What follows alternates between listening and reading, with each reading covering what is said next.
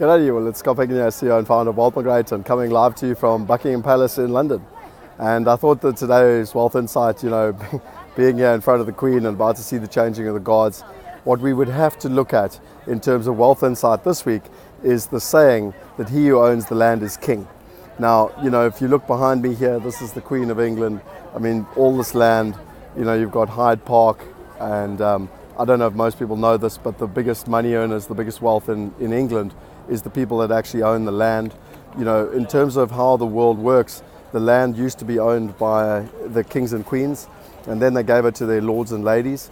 And then what actually happened was that they started to rent the properties out. So they actually called them, in terms of a landlord, and that's how a landlord became a landlord, because effectively they would look after the land and people would rent to be able to own the properties on top of the land. Okay, so they didn't actually own the land underneath, they just owned the property on top of it, and that's why you get leases. It's called leasehold here in England. We don't actually own the land, you just own the property on top. And what's really important is most people don't realize that the real value in real estate is actually in the land.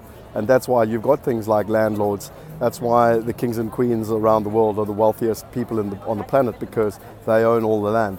And so I just thought I would, I don't know if I've said the saying already today, but there's sayings like he who owns the land is king. And when you look at the world's wealth, 49% of the world's wealth is held in real estate, and yet only 12.9% of the world's population has access to that real estate.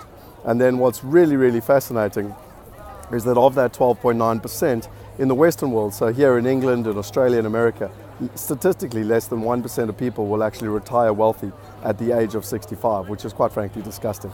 And one of the reasons that we're doing these Wealth Insights, one of the reasons that we drive the wealth movement, we want to empower 1 billion people and solve the wealth gap, give them access to wealth, is by firstly enabling them with knowledge, and second, giving them access to opportunity to be able to participate like the kings and queens did many centuries ago, so that they too can create wealth through real estate. Anyway, that's Scott Picken signing out live here from Buckingham Palace. And if there's anything that, if you enjoyed this, subscribe to the channel, share it with your friends, and most importantly, I need your help to empower 1 billion people. So let's make this a purposeful journey together. Cheers.